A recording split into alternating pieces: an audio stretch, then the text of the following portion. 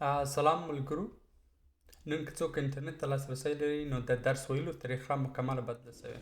ټکنالوژي کې خورا ډېر تغیرات راغلي او که موږ سم وکاروو کولی شو په ډېر کم وخت کې ډېر څه زده کړو. نن زه تاسو د AI داسې اپ درپېژنم چې زما او د ډېرو نورو خلکو د تېر کال د خوښې اپ و. د AI زما سره په 3 نړیوالو امتحانونو کې د بریا لپاره تر 80% مرسته کړې. د اپلیکیشن نوم د ویډیو په پای کې درته وایم، خو راځئ اول وګورو چې څنګه کار کوي او ښه والی څه شی ده. د AI دا اپلیکیشن 3 اساسي برخې لري. اوله برخه د معلوماتو سرچینه ده یا سورس. په دې برخه کې د معلوماتو منبع یا سرچینه تاسو په خپل انتخابوئ. که چیرې هغه معلومات ستاسو شخصي نوټونه وي په کمپیوټر کې، د PDF کتاب وي، عکسونه وي یا صوتي پیغام وي یا کوم بل باوري ویب پاڼې او یا هم د یوټیوب ویډیوګانې وي. یعنی تاسو کولی شئ در 50 پورې بېلابېلې معلومات منبع ور اضافه کړئ. دوهمه برخه لنډیز او پوښتنې دي. اپلیکیشن ستاسو د ورکړل شوي معلومات په ډېر ساده او روانه ژبه درته خلاصه کوي. او حتی تاسو کولی شئ د هغه معلومات په اړه پوښتنې هم ځینې وکړئ. او اپلیکیشن چې کله جواب درکوي د هر جواب ترڅنګ تاسو ته دقیق ریفرنس هم درکوي چې معلومات د کوم فایل څخه اخیستي.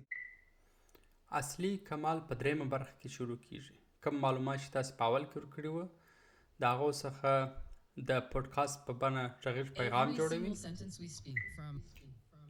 او یا هم ویډیو درته جوړوي. You know all those grammar rules you had to memorize back in school? Noun, verb. دریم کې مایند ماپ یعنی موضوعات په منظم او تړلي ډول درته جوړوي، لکه یو درختي شکل ورکوي. څلورم ریپورټ ځینې جوړ کړي. پنځم فلش کارډز د درس ویلو لپاره اسانه طریقه درته زده کوي چې سوال درڅخه کوي او تاسو به جواب ورکوئ. او یا هم تر ټولو مهم د امتحان په ډول پوښتنې او ځوابونه درته تیار کړي، هم په ښایسته شکل تصویر درته جوړ کړي، په اخر کې پریزنټیشن درته جوړ کړي او دغه ټول تاسو په مفته را ډاونلوډولی. دا د ویډیو وروستۍ برخه ده. تاسو به د اپلیکیشن نوم د لوګو څخه او یا هم د ادرس بار څخه پیدا کړئ. که مو نه پیدا کړئ د اپلیکیشن نوم NotebookLM ده او تاسو باید د ګوګل اکاونټ ولرئ چې ورته داخل شئ.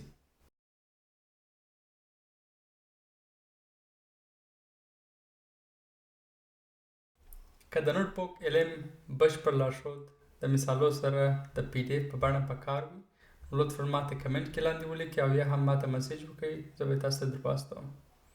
مننه.